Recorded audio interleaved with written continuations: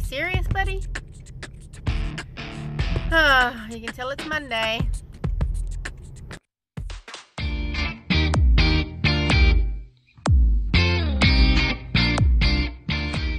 Good morning, Keto followers. Why was there a guy behind my car? Anyway, it is Monday, which means weekly update time, and I am just arriving at work. Joy. Anyway, so weekly update. Also, special mention to tomorrow marks 9 months on keto. Woo-hoo. I started my keto journey on the 19th of September 2016. So tomorrow has been 9 months. Wow, it's like the time frame of a pregnant lady. Except I have not been gaining weight, I have been losing it. So things have been going good. As you guys know, last week I was strict and so determined to get back onto the keto wagon because since my trip to America, I had put on like 5 kilos in those 10 to 12 days of being in America. I just relaxed, I just had me time, and I overate. That's pretty much what happened. I just overate, and my carb intake was a lot higher than normal. So I'm back on the journey of, getting my head around eating only keto, not binging, not overeating, and just getting my head back in the game.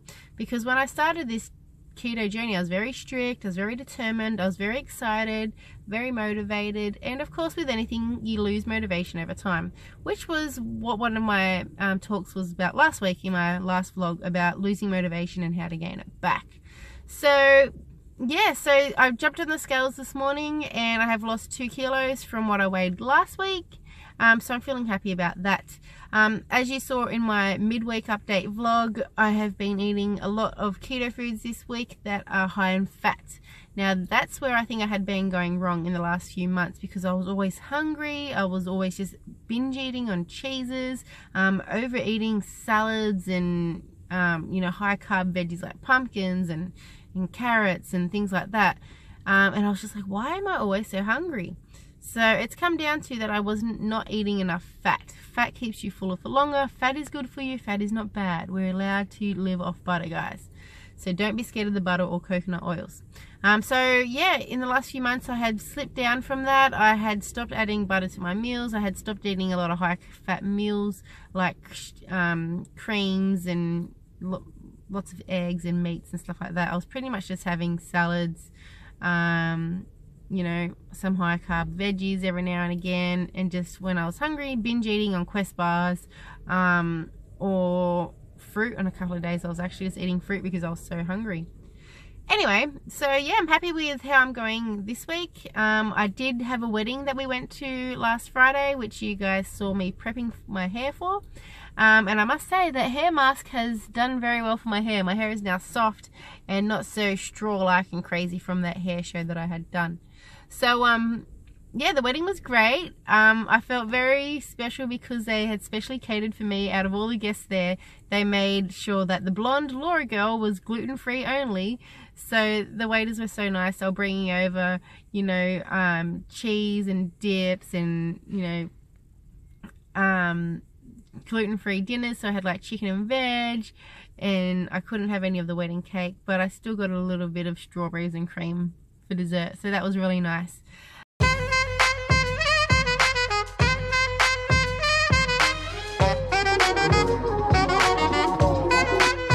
Give it to me, I'm worth it. Baby, I'm worth it. I'm worth it. And yeah, feeling good as well. I'm feeling more happier, back to my normal self. As I said, there are a lot of things that influence our stress levels and our eating habits and things like that. Like, I was a real emotional eater, and I still am, which probably hasn't helped in the last month being stressed with work. I was feeling run down. I was overeating, just binging on carbs and sugar again, which did not help me at all. And what I had realized, now being back on keto for the last 10 days, is how bad carb and sugars actually are for me.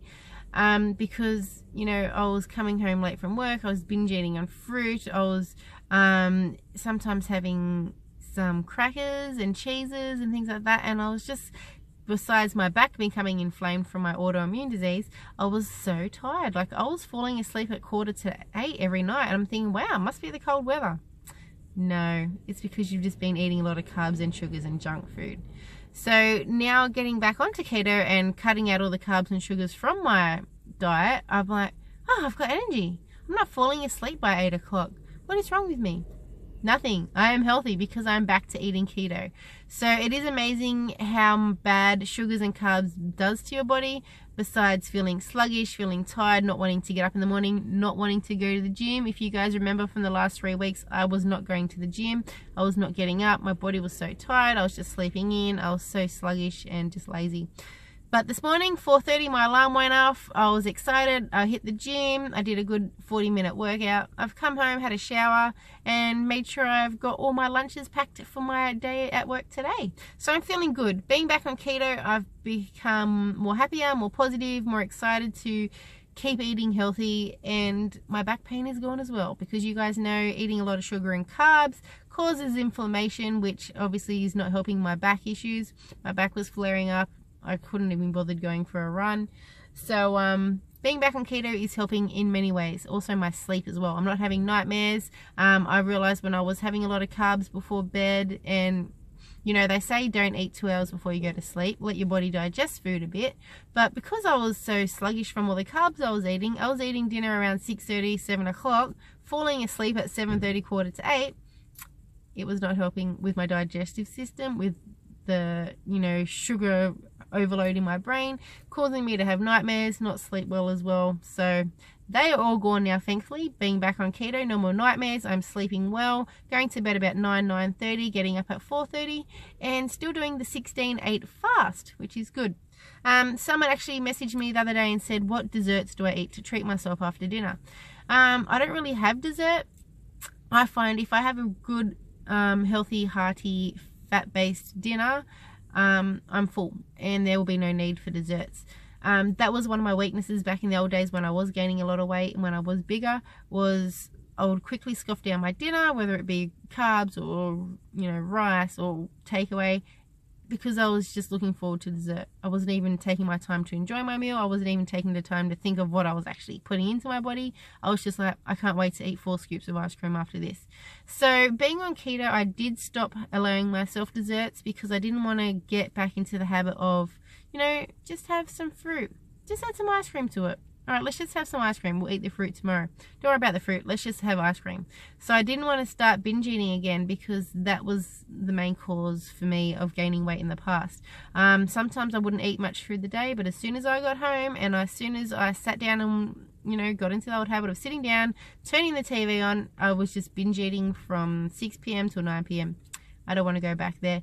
So yes, some nights I don't eat dinner at all. If I'm not hungry, I might just say, you know what, I'm just going to have a carrot stick and a slice of cheese and I'm done. I'm not just going to eat dinner because it's, you know, it's dinner. You got to eat dinner every night. Not really. You only really need to eat if you're hungry.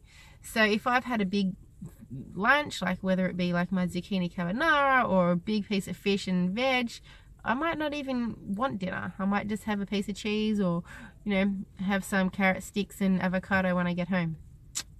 It's simple as that. We're just going to listen to our bodies. So, yeah, so on the dessert factor, if I do want something sweet after dinner, I might have 4 strawberries. Or if I'm naughty and I have a Quest bar at home, I'll have a Quest bar. But that's about it. That would probably happen once a fortnight. Other than that, I have my dinner or no dinner and just drink a lot of water and go to bed.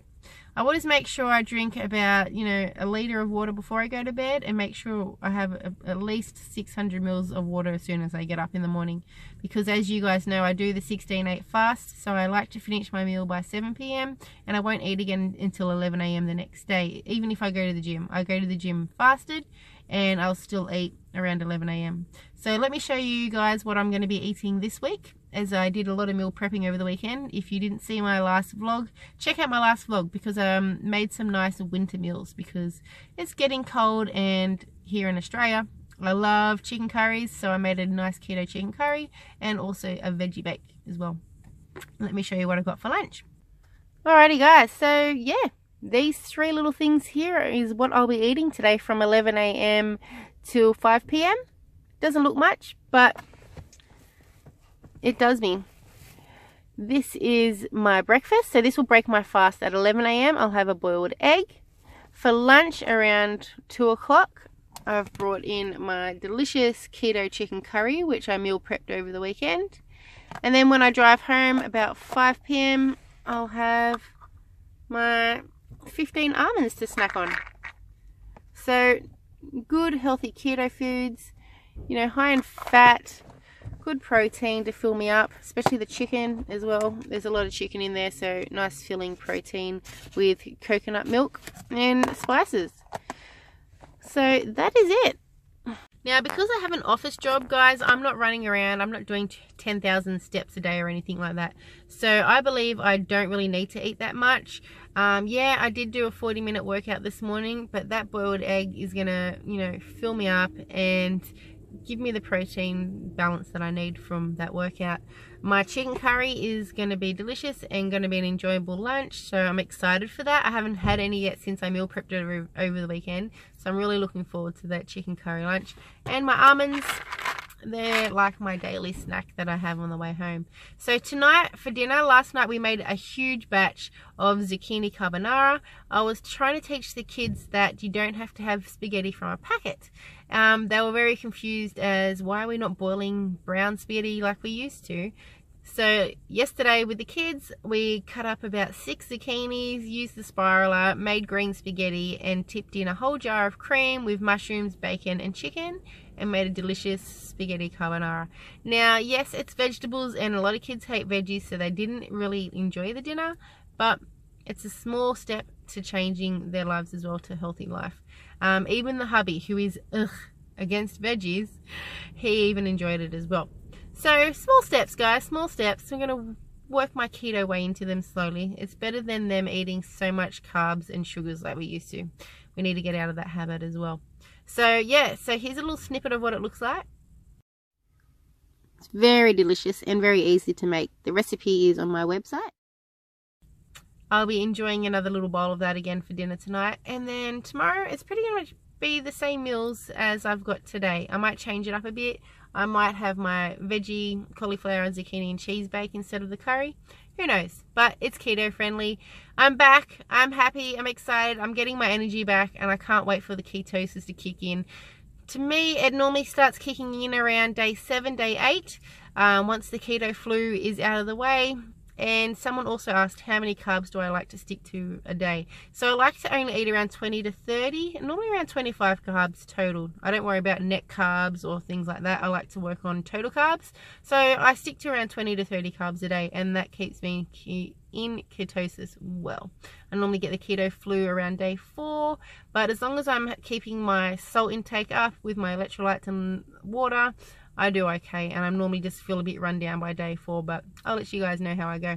Anyway, thanks for watching my weekly update. It's Monday. I better get back into work. I hope you guys are all having a great week, and let me know if you cook any of my meals that I've been meal prepping and showing you guys. I love to see and hear your thoughts. Alright guys, keto on, look after yourself, stay happy. Mwah.